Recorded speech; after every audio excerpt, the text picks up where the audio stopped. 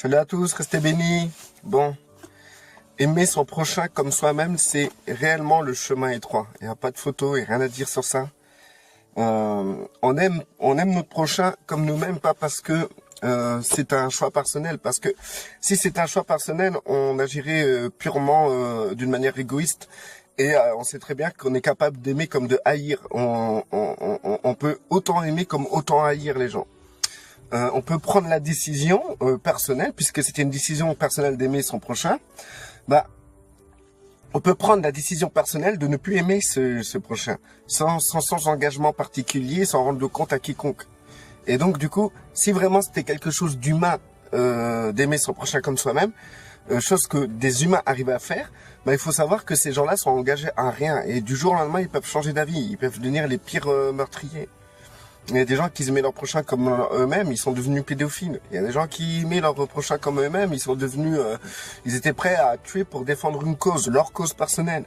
Dès que l'instinct de survie, la tuition là, se met en route là, l'instinct de survie là se met en route, et ben à partir de là, les gens ils sont capables de tout détruire, de tout retourner. Et ils peuvent aussi volontairement tendre l'autre joue, volontairement, personnellement, volontairement, sans passer par Christ. Ils peuvent tendre l'autre joue, mais le fait de vouloir tendre l'autre joue, c'est que la personne a un objectif personnel face à ça. Il y a une raison personnelle d'agir, surtout d'une manière, de la manière dont il faut aimer notre prochain comme nous-mêmes. Il doit avoir une raison quelconque. Si c'est pas religieux, si c'est pas en Christ, si c'est pas pour soi-même, c'est pour quelque chose d'autre de bien plus précis. Donc du coup, il y aura toujours une raison d'aimer son prochain comme soi-même. Mais toutes les raisons au monde amèneront que, à un moment ou à un autre, si cette raison n'est pas assez forte par rapport à ta conviction d'aimer ton prochain comme toi-même, et que tu es face à des circonstances où cette raison n'a pas de valeur, ben cette raison-là, vous allez la jeter à la poubelle et oublier directement ce principe d'aimer votre prochain comme vous-même. Parce que en fait, face au danger ou face à autre chose, l'argent, même l'argent, ou une femme, ou un mari, ou pour des enfants, ou pour n'importe quoi, pour un travail, pour une promotion, et ben en fait, toutes vos bonnes manières et vos bons procédés, vos bonnes pensées de faire du bien à votre prochain peut s'envoler pour laisser place à la priorité qui est sûrement une promotion ou autre chose. Donc du coup, nous vivons dans un monde haineux, mais haineux, vous pouvez pas vous imaginer, où les gens ont des principes quand tout va bien. Et quand tout va mal, les principes, on n'en a plus. On est prêt à prendre une arme et défendre une patrie, une nation, n'importe quoi. Parce que en fait, on veut défendre les choses dans lesquelles on s'identifie. Pour un drapeau, on est prêt à aller au combat. Pour un match de foot, on est prêt à s'embrouiller avec celui qui tient avec l'autre équipe. Pour la politique, les gens, les bien pensants, les meilleurs pensants même de la société, parce que dans un débat politique, ils vont avoir des arguments opposés, et ben en fait, ils vont commencer à se haïr, à se détester. Leur principe qui aimait, c'est leur principe de base universel, qui est de respecter son prochain, et ben il est totalement rejeté juste pour défendre une idée. C'est ça un peu là le fait que je tiens à vous dire que aimer son prochain comme soi-même, c'est le chemin étroit que Christ nous propose. Il nous propose cela. Donc nous-mêmes, en tant que chrétiens, on ne choisit pas d'aimer notre prochain comme nous-mêmes par principe de bonne pensée, ou par principe humaniste, ou principe philosophique, ou par des principes d'éducation. On peut, sans passer par la Bible, avoir ce genre de principe. C'est ce que je vous raconte. Mais à un moment ou à un autre, ce genre de principe, cette motivation qui nous motive à agir selon ce principe peut disparaître. Et à partir de là, on devient les pires criminels au monde, des sociopathes. J'ai entendu un jour quelqu'un dire nous sommes tous des sociopathes. des personnes qui sont prêtes dans la société à faire le mal pour obtenir satisfaction, une satisfaction quelconque, que ça soit pour une promotion ou quoi que ce soit. Et c'est la vérité, c'est la totale vérité. Nous sommes tous des sociopathes. Dans cette société, nous sommes prêts à défendre notre pain. Et c'est comme ça, l'être humain est comme ça. L'être humain peut être rempli de bons principes. Il peut être complètement raisonnable, philosophe, réfléchi, sage. Et à la fois, il peut être tout le contraire en une fraction de seconde pour n'importe quelle occasion.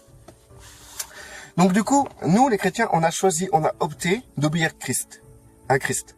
Et Jésus-Christ a dit que nous devons l'aimer en pratiquant ses commandements, d'accord ? Et quand nous voyons ces commandements, il y en a deux dans la Nouvelle Alliance. Les deux résument complètement la loi et les prophètes. C'est marqué hein, dans la Bible, j'invente rien. D'ailleurs, je vais vous mettre les versets à la fin. Et ce genre de commandement-là, c'est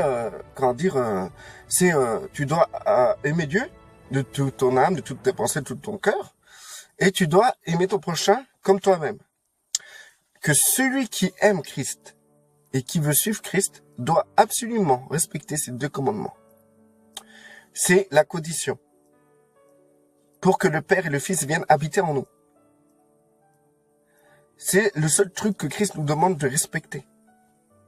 Donc du coup, nous rentrons plus dans des principes philosophiques, éducatifs ou réfléchis de comment vivre en société. Nous rentrons dans une obligation pour en tant que personnes qui suivent le Christ. Et là, nous pouvons rencontrer des tas et des tas d'obstacles. Le véritable chrétien, on le verra à travers ce genre de comportement. Bien sûr, un comportement qui va grandir de plus en plus. Le chrétien qui a un an de conversion n'arrivera pas à tenir ces deux commandements-là parce qu'il devra grandir dans ces deux commandements-là. C'est pas donné d'un coup, tac, tu décides de suivre Christ et du jour au lendemain, tu tends la joue droite. C'est pas possible. Ou tu tends la joue gauche parce que tu préférais ton meilleur profil, c'est ton profil droit, donc tu vas tendre ta joue gauche. Non, en fait, c'est clair en fait que tu peux pas tendre ta joue du jour au lendemain comme ça. C'est tout un travail que Dieu fait à l'intérieur de toi. Mais t'as pour principe et pour base et pour but principal de respecter les commandements du Christ qui sont ces deux commandements-là. Ces deux commandements-là sont les deux commandements qui englobent toute la philosophie, la pensée, la théologie, l'étude de la Bible. Tout ce que vous pouvez vous imaginer dans la Bible, tout ce que vous pouvez trouver dans la Bible, les deux commandements-là englobent tout. Et c'est simplement ça que le Seigneur vous dit d'avoir comme comportement en tant que chrétien. C'est pas si dur en parlant comme ça. Mais dans cette société, dans ce monde où tout pourrit, où les gens sont pourris, où les gens sont mauvais, où pour un rien, on vous écrase, où vous êtes obligé d'écraser pour pouvoir survivre dans une entreprise, pour pouvoir gagner votre pain. C'est tout le monde se déchire tous les jours. Il y a des déchirures. Il y a des gens qui se croisent chaque jour et quand leur chemin se croise, c'est une destruction. Et c'est majoritairement comme ça. C'est très rare que quand des gens se croisent, leur chemin se croise, il y a construction. C'est que de la destruction. Soit les gens croisent des personnes dans leur destinée pour du profit personnel, pour une satisfaction personnelle, pour une jouissance personnelle, pour des principes égocentriques. Combien de fois on a vu ça? Des personnes que vous croisez leur chemin, et c'est rempli de principes, de respect, de sagesse dans votre communication, tout ça et tout. Et il suffit qu'il y a un truc où vous êtes en désaccord pour que ça commence à se détester, à se haïr ou à se juger. Vérité. Combien de personnes croisent mon chemin? Combien de personnes vous voulez que vous Au départ, quand je disais des choses qui vous plaisaient, ben en fait, vous étiez content, tout ça. Et il suffit que j'ai fait une vidéo qui vous plaise pas, ben à partir de là, toutes mes vidéos, vous les saquez pas, quoi. Vous les supportez pas, quoi. C'est comme ça. Et là, et dans ce monde, il y a que des gens qui se croisent, que leur destinée se croise, comme j'ai expliqué dans une vidéo.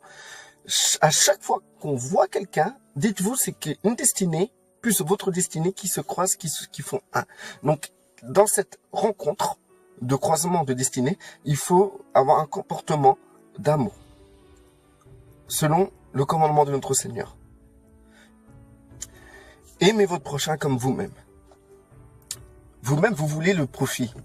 Vous essayez de vouloir le profit de l'autre. C'est un équilibre. Vous voulez que l'autre, soit d'accord avec vous. Ben, cherchez à être d'accord avec l'autre aussi. Bref, je suis pas là pour détailler ça. Je vous invite à regarder mes vidéos si vous voulez en savoir plus. Donc, du coup, ce que je tiens à vous dire, c'est que en tant que chrétien, on a pris la décision de suivre les commandements du Christ. Aimer Dieu de tout son cœur, de toute son âme et de toute sa pensée. Et aimez votre prochain comme vous-même. De ces deux commandements-là découle la loi et les prophètes. Toutes choses. Donc, on a choisi cela, non par principe, non par idéologie, ni par pensée humaniste. On a choisi ça parce que nous avons décidé de suivre Christ. Nous avons décidé de croire en Christ, de suivre Christ, que Christ nous rachète et que le Père et le Fils viennent demeurer dans notre cœur. Et parce qu'on a désiré cela, dans ces cas-là, nous sommes comme enclavés, enfermés dans ces deux commandements-là. Et notre vie de tous les jours devra être exercée, devra être modelée à travers ces deux commandements-là. Chose pas facile. Mais le but, c'est de grandir. Et quand on voit des personnes qui se disent chrétiennes, et ça fait 40 ans ou 30 ans qu'ils sont chrétiennes, et qui n'ont aucun amour pour leur prochain, ou ils ont du mépris, ou un amour par principe que quelqu'un du monde peut avoir. Dans les églises, ça va très vite pour reconnaître si quelqu'un a vraiment, grandi vraiment dans ces deux commandements-là. C'est simple. Moi, ça a été vite de voir ça. Les gens, au début, ils sont tout beaux, tout roses, ils te font la bise, ils t'aiment bien. Il suffit que tu lui parles, tu ouvres ta bouche, tu dis tes opinions, tes idées par rapport à certains versets ou à certaines pensées théologiques, et ben ça va vite à te détester, ça va vite à te rejeter, ça va vite à plus vouloir t'inviter à manger, ça va vite à plus vouloir te faire la bise. Et ça, c'est des gens qui ont à l'origine l'amour d'aimer, à l'origine cette pensée d'aimer leur prochain comme eux-mêmes, mais c'est d'une manière charnelle. Et cette manière charnelle, c'est pareil que les gens du monde qui ont des bons principes d'aimer leur prochain dans la société. C'est la même chose. Mais par contre, ce que je tiens à vous dire, quelqu'un qui a décidé de suivre Christ, qui a décidé de vouloir faire sa volonté d'aimer Christ en gardant ses commandements, eh ben, cette personne-là, elle va se reprendre à chaque fois. Elle va chuter, bien sûr. Elle va dire merde à son prochain, mais 5 minutes après, elle va se dire, Seigneur, qu'est-ce que j'ai fait? Je te demande pardon, Seigneur. Et elle va aller voir son prochain en disant, écoute, t'es peut-être une tête à claque. Tu dis les choses là, et je trouve que c'est n'importe quoi ce que tu dis. En plus de ça, je te trouve ingrat. Eh ben, écoute, excuse-moi de t'avoir parlé ainsi et de te voir de cette manière-là. Je devrais voir plutôt la gloire en Dieu, la gloire de Dieu en toi. Je devrais voir ce qu'il a fait, ce qu'il fait et ce qu'il fera en toi. Mais au lieu de ça, je vois tout ce qui me plaît pas chez toi et ça m'a énervé, je t'ai mal parlé. Et je te demande pardon parce que le tort, c'est moi. C'est moi qui a tort. J'aurais pas dû réagir de cette manière-là. Les gens qui ont compris que c'est fondamental, ces deux commandements-là sont fondamentaux dans leur vie. C'est quelque chose qu'ils sont obligés de veiller. Sur quoi ils doivent veiller. C'est pas quelque chose que du jour au lendemain ils peuvent mettre de côté et faire selon leurs pensées pour un profit quelconque. Non, c'est quelque chose qui est inscrit dans leur vie, qui est inscrit dans leur comportement, qui est inscrit dans leur conscience. Et si ces gens-là, si c'est des gens qui viennent vraiment du Christ, ces gens-là, en se comportant mal envers leur prochain, ils vont être repris et ils devront reprendre, ils devront revenir vers leur prochain pour s'excuser. Ils devront agir avec amour envers leur prochain.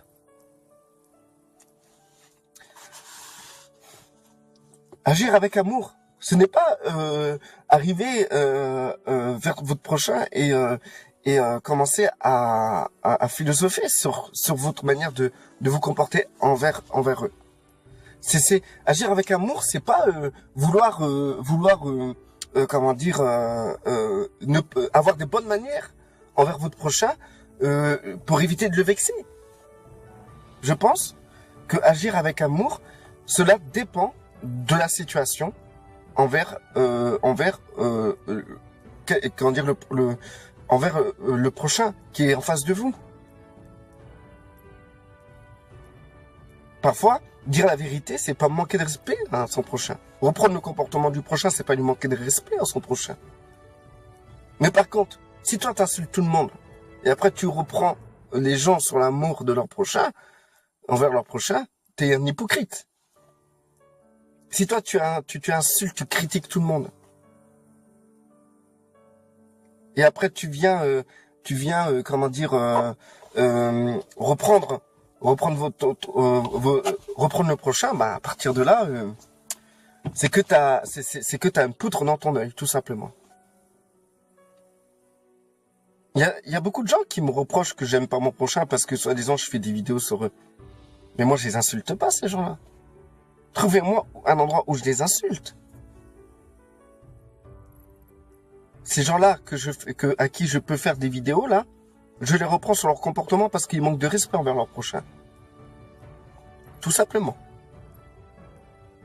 C'était une parenthèse, parce que je sais qu'il y en a qui vont me le reprocher, ça. J'ai ma conscience tranquille envers vous. Je vous amène l'amour du Christ. Je vous amène comment avoir un comportement d'adorateur envers Dieu. Je vous amène ce fait que vous devez aimer votre prochain comme vous-même. Où est l'erreur?